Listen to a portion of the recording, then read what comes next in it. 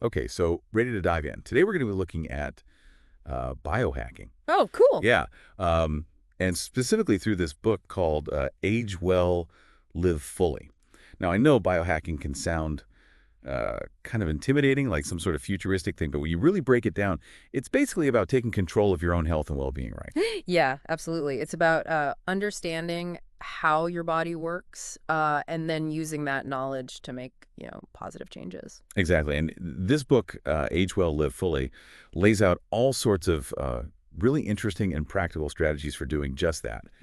And in this deep dive, what we want to do is kind of pull out some of the key takeaways, Mm. things that you, the listener, can actually start experimenting with. We're not going to get too bogged down in all the technical details, but we want to give you a good overview of the core principles and the potential benefits. Sound That's good? good. That's good to me. Okay, great. Yeah. Now, before we get started, it's important to mention that this is not a substitute for professional medical advice. Right. So if you're thinking about making any significant changes to your health routine, always a good idea to check in with your doctor first. Definitely. Okay. So one of the first things that the book really dives into is the importance of sleep. Yeah, sleep is it's foundational. Everything else kind of builds on that. Yeah, it makes sense. I mean, if you're not sleeping well, Mhm. everything else is just harder. Totally. And the book, it talks about setting up a relaxing bedtime routine, like taking a warm bath or reading a book, making sure your bedroom is dark and quiet and cool. Those are like the basics. Yeah, creating that sort of sleep sanctuary. Exactly. And then it also talks about the use of sleep tracking Oh, devices. yeah, those are pretty popular these days. Do you use one? I do, actually. I find it really helpful. Um, it's not just about tracking how many hours you sleep, but it also gives you insights into the different stages of sleep, like deep sleep and REM sleep. Right. And why is that important? Well, because the different stages of sleep have different functions. Deep sleep is really important for physical restoration and repair, and REM sleep is when memories are consolidated and all sorts of important brain processes happen. Interesting. So by tracking your sleep, you can kind of get a sense of like how much of each stage you're getting. Exactly. And then you can start to see, like, okay, maybe I'm not getting enough deep sleep, and that's why I'm feeling so groggy during the day. I see. And then you can start to make adjustments to your sleep routine, maybe try going to bed earlier or, making sure your bedroom is really dark. So it's like data-driven sleep optimization. Exactly. And the benefits of getting enough sleep, I mean, they're huge. Hmm. The book talks about, improved cognitive function, better mood, stronger immune system, it goes on and on. Wow, that's a pretty convincing argument for prioritizing sleep. For sure. Okay, so let's talk about something that can really mess with our sleep, which is blue light. Oh, yeah, blue light is a big one. It is. Um, can you explain like what blue light is and why it's so bad for our sleep? Sure. So blue light is a type of light that's emitted from electronic devices, like our phones and computers and tablets. And it's actually a natural part of the light spectrum. We get blue light from the sun during the day. But the problem is that when we're exposed to blue light at night, it can suppress the production of melatonin, which is the hormone that helps us fall asleep. So it's like tricking our brains into thinking it's still daytime. Right, exactly. And that can lead to, trouble falling asleep, poor sleep quality, all sorts of problems. And the book talks about a few ways to combat this blue light issue, right? It does. One is using night shift mode on your devices. Yeah, I've seen that. How does that actually work? So what it does is it basically shifts the color temperature of your screen, so it reduces the amount of blue light that's emitted. It's like making the screen warmer, more like a sunset. Right, exactly. Okay. And that can help to reduce the negative impact on melatonin production. Okay, that seems pretty simple. What about blue light blocking glasses? Those are pretty popular too. Do they actually work? There's some evidence to suggest that they can be helpful, especially for people who spend a lot of time in front of screens at night. Yeah, I've definitely noticed that I feel more relaxed, less kind of wired when I wear them in the evening. Yeah, and the idea is that they filter out the blue light so it doesn't reach your eyes. Makes sense.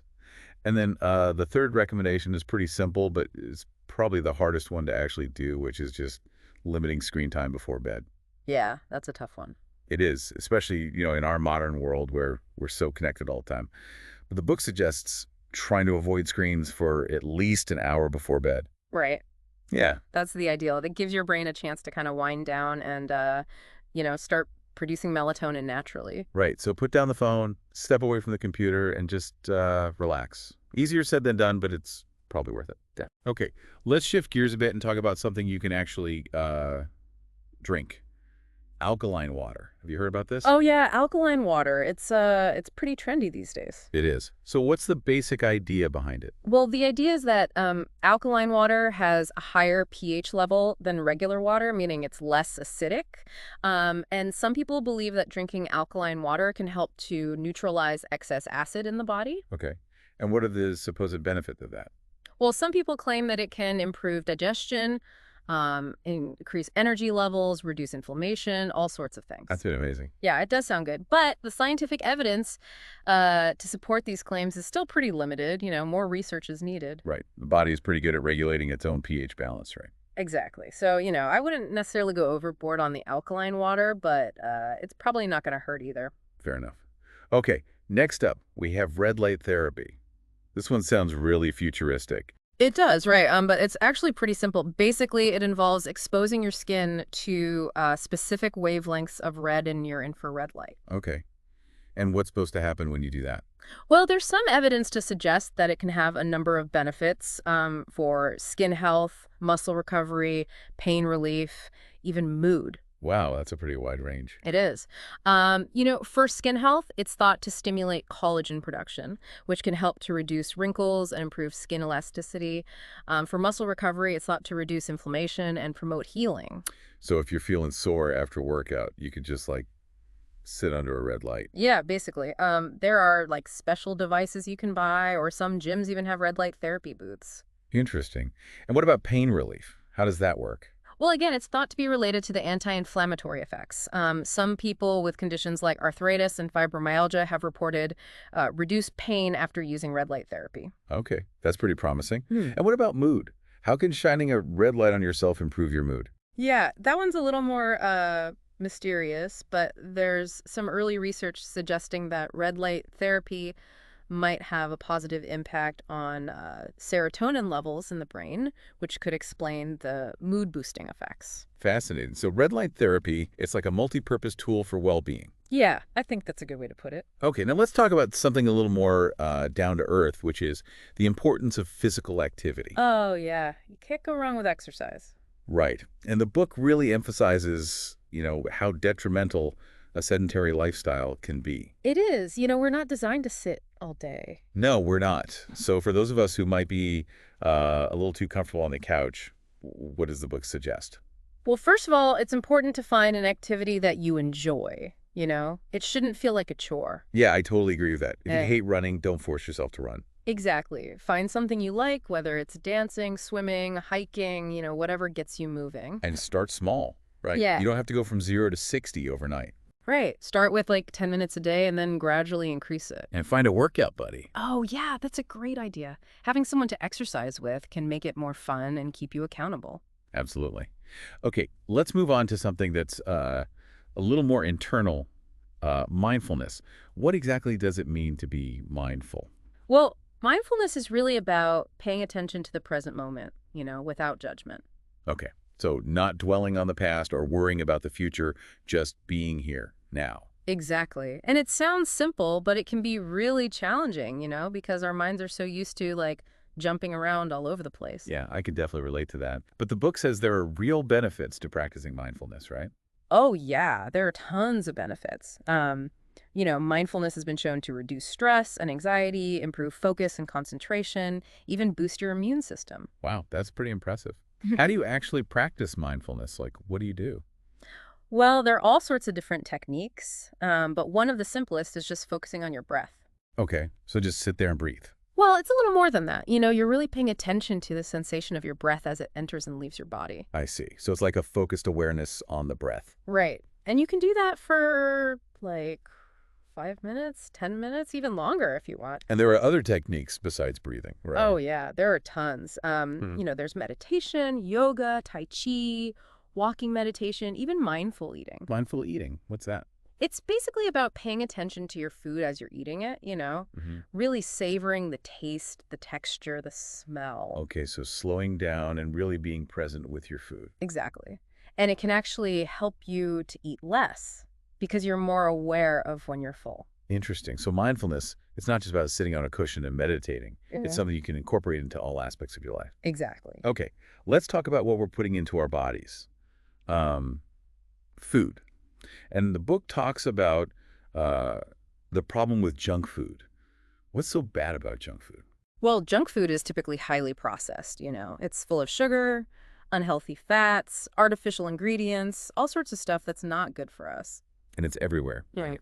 It's so easy to grab a bag of chips or a candy bar when you're on the go. Yeah, it's definitely convenient, Good. but it's not doing our bodies any favors. So what's the alternative? What should we be eating? Whole foods. Whole foods. And what exactly are whole foods? Whole foods are foods that are as close to their natural state as possible. Okay, so like fruits, vegetables, nuts, seeds, that kind of thing. Exactly. And whole grains, lean protein, healthy fats. And why are whole foods so much better for us than junk food? Well, they're packed with nutrients, vitamins, minerals, fiber, antioxidants. And they don't have all the added sugar and processed ingredients. Right. And eating a diet rich in whole foods can have a huge impact on your health. It can lower your risk of chronic diseases, improve your digestion, boost your energy levels, all sorts of good things. So how do we actually start incorporating more whole foods into our diets? Any tips? Yeah, I mean, one of the easiest things is just to start by swapping out some of your processed snacks for whole food options. Okay, so instead of chips, have some carrots and hummus. Exactly. Or instead of a candy bar, have a piece of fruit. And cook at home more often, right? Yeah, definitely. When you cook at home, you have more control over the ingredients. And you can experiment with different flavors and recipes. Right. And it can actually be really fun. Yeah, I actually enjoy cooking. It's kind of relaxing. Yeah, me too. Okay, let's talk about the gut-brain connection. This is a really interesting topic. It is. For a long time, people thought that the gut and the brain were like totally separate entities. Right. But now we know that they're actually very closely connected. Exactly. They communicate with each other constantly. And this communication happens through the gut microbiome, right? Right. The gut microbiome is like this vast ecosystem of trillions of microorganisms that live in our digestive tract. It's crazy to think about all those little creatures living inside of us. I know, it's pretty wild. But they're actually really important for our health. They help us digest food, they produce vitamins, they even play a role in our immune system. And they can affect our mood and our cognitive function, right? Exactly. That's the gut-brain connection. So how do we keep our gut microbiome healthy? Well, one of the most important things is to eat a diverse diet rich in fiber. Okay, so lots of fruits, vegetables, whole grains. Right. And fermented foods are really good too. Fermented foods. Like what? Like yogurt, kefir, sauerkraut, kimchi. Oh yeah, I love kimchi. Me too. And those fermented foods contain probiotics, which are live microorganisms that can help to replenish the good bacteria in our gut. So eating fermented foods is like giving our gut microbiome a boost. Exactly. And you can also take probiotic supplements. Okay, but it's probably a good idea to talk to your doctor before you start taking any supplements, right? Yeah, definitely. Okay, finally, let's talk about cryotherapy. This one sounds a little extreme. It does, right. Basically, it involves exposing your body to extremely cold temperatures for a short period of time, Like, how cold are we talking? like negative 200 degrees Fahrenheit. Whoa, that's freezing. It is, but it's only for like 3 minutes. And why would anyone want to do that? Well, there are a number of potential benefits. Some athletes use it to reduce muscle soreness and inflammation. So it's like an ice bath on steroids. Yeah, kind of. And there's also some evidence suggesting that it might have benefits for mood disorders like depression and anxiety. Really? How does that work? Well, the extreme cold is thought to trigger the release of endorphins, which have mood-boosting effects. Interesting. So cryotherapy, it's like a shock to the system that can actually be beneficial. Yeah, I think that's a good way to describe it. Okay, so we've covered a lot of ground today. We talked about sleep, blue light, alkaline water, red light therapy, physical activity, mindfulness, whole foods, the gut-brain connection, and even cryotherapy. It's a lot to take in. It is.